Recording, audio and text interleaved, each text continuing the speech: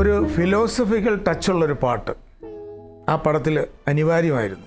അപ്പോൾ അതിനുവേണ്ടി പാട്ട് തയ്യാറാക്കിയപ്പോൾ ദൗർഭാഗ്യവശാൽ നമ്മുടെ ഗായകൻ യേശുദാസ് അന്ന് സ്ഥലത്തുണ്ടായിരുന്നില്ല. പെട്ടെന്ന് പാട്ടെടുക്കുകയും വേണം, എന്തു ചെയ്യും? ആ ഒരു സന്ദർഭത്തിൽ അന്ന് ദേവരായ മാസ്റ്ററെ സഹായിച്ചിരുന്ന RK ശേഖർ, ഇന്നത്തെ ലോകപ്രശസ്തനായ AR റഹ്മാൻ്റെ പിതാവ്, അദ്ദേഹം ദേവരാജ മാസ്റ്ററോട് ഒരു സജഷൻ വെച്ചു, ഒരു നിർദ്ദേശം. ഒരു പുതിയ ഗായകൻ, തമിഴ് ഗായകനാണ് അദ്ദേഹം, തമിഴിൽ ആരംഭം കുറിച്ചു കഴിഞ്ഞു, വളരെ നല്ല പാട്ടുകൾ പാടിക്കഴിഞ്ഞു, എന്തുകൊണ്ട് നമുക്ക് ആ ശബ്ദം ഒന്ന് പരീക്ഷിച്ചു കൂടാ? ആ നിർദ്ദേശം സ്വീകരിക്കപ്പെട്ടു.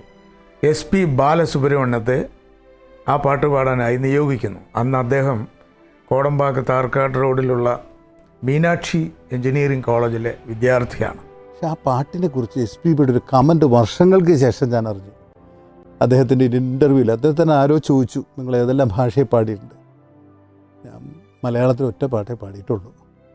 പക്ഷെ ആ പാട്ട് പാടുമ്പോൾ എനിക്കതിൻ്റെ മീനിങ് അറിയില്ലായിരുന്നു. മീനിങ് അറിഞ്ഞെങ്കിൽ കുറച്ചും കൂടി ഇൻവോൾവ് ആയിട്ട് എനിക്ക് പാടാമായിരുന്നു. പിന്നീടാണ് അറിഞ്ഞത് അതിൻ്റെ അർത്ഥവ്യാപ്തി.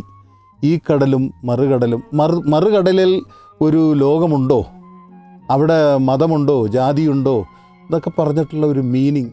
ഇവിടെ സമത്വം പൂവിട്ടിരുന്നതായി വെറുതെ മതങ്ങൾ നുണ പറഞ്ഞു.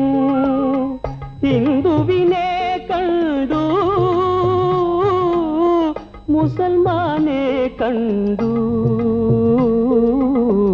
ഇതുവരെ മനുഷ്യനെ കണ്ടില്ല, കണ്ടില്ല, കണ്ടില്ല, മനുഷ്യനെ കണ്ടില്ല.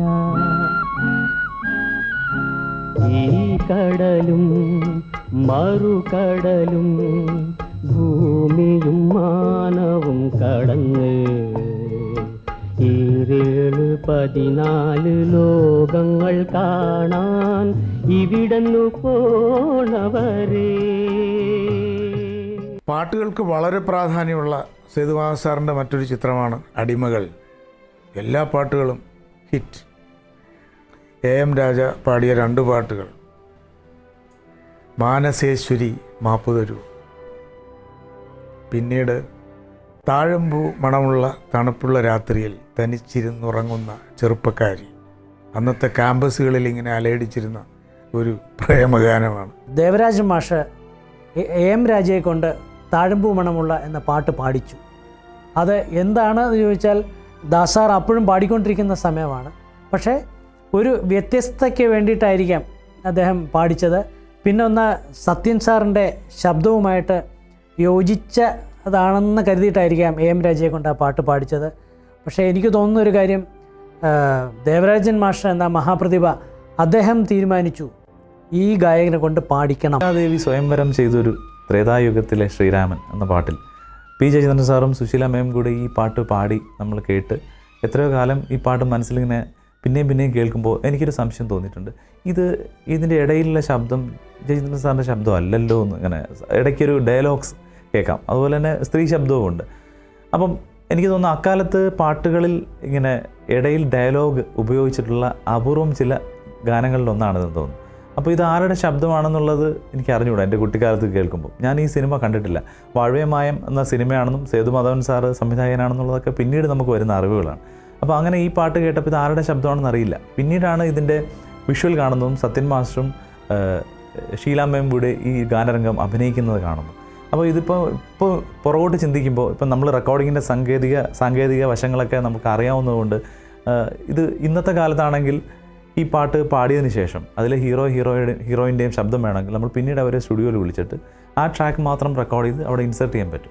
പക്ഷേ അന്നത്തെ കാലത്ത് സാങ്കേതിക തികവ് അത്രയൊന്നും വന്നിട്ടില്ലാത്ത ആ കാലത്ത് ഇവരെല്ലാവരും കൂടി ചേർന്നാണോ ഈ റെക്കോർഡിങ്ങിന് പങ്കെടുത്തതെന്ന് ഞാനിപ്പോഴും ചിന്തിക്കാറുണ്ട്. ഈ ജയൻ സാറും സുശീലാമ്മയും സത്യമാഷും ഷീലാമ്മയും കൂടെ ഒന്നിച്ചൊരു ബൂത്തിൽ നിന്ന്, ഒരു മൈക്കിൻ്റെ കീഴിൽ നിന്ന് ഇതിങ്ങനെ പാട്ടിൻ്റെ കഴിയുന്ന സമയത്ത് കൃത്യമായിട്ട് വന്ന് പറയുകയാണോ എന്നൊക്കെ നമുക്ക് അറിഞ്ഞുകൂടാ.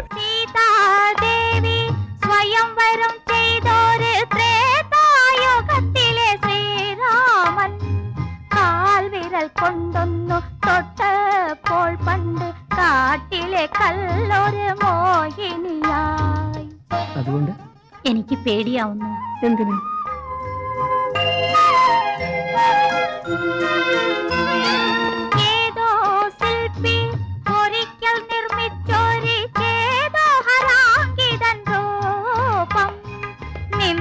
നിന്നകം കൊണ്ടപ്പോൾ ഉയിരിട്ടുവോ അന്ന് നിന്നിലെ മോഹങ്ങൾ കതിരിട്ടുവോ ഏതോ ശില്പി ഒരിക്കൽ നിർമ്മിച്ചൊരു ചേതോഹരാക്കിതൻ രൂപം നിന്നകം കൊണ്ടപ്പോൾ ഉയിരിട്ടുവോ അന്ന് നിന്നിലെ മോഹങ്ങൾ കതിരിട്ടുവോ. ഈ പ്രതിമ നീയാ, ശില്പി ഞാൻ. നോക്കൂ.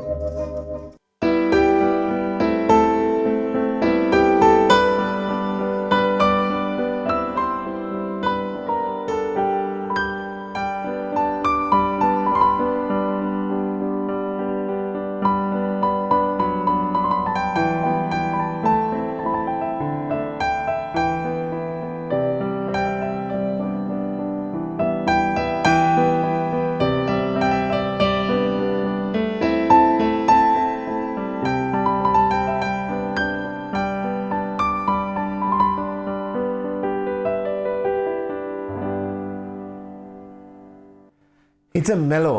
ഇത് മെലഡിയിലെ ഒരു എന്താ പറയുക, രാജകീയമായൊരു ട്യൂൺ വേണമെങ്കിൽ എനിക്ക് ഫീൽ ചെയ്തു ഞാൻ വായിച്ചുകൊണ്ടിരിക്കുമ്പോൾ. കാരണം ഒരു സ്വിങ് ഉണ്ട്, അതിൻ്റെ കൂടെ തന്നെ ആ ഒരു ഡിവൈൻ, ഒരു നിഷ്കളങ്കത ആ ട്യൂണിനുണ്ട്. It's all speaking about a river.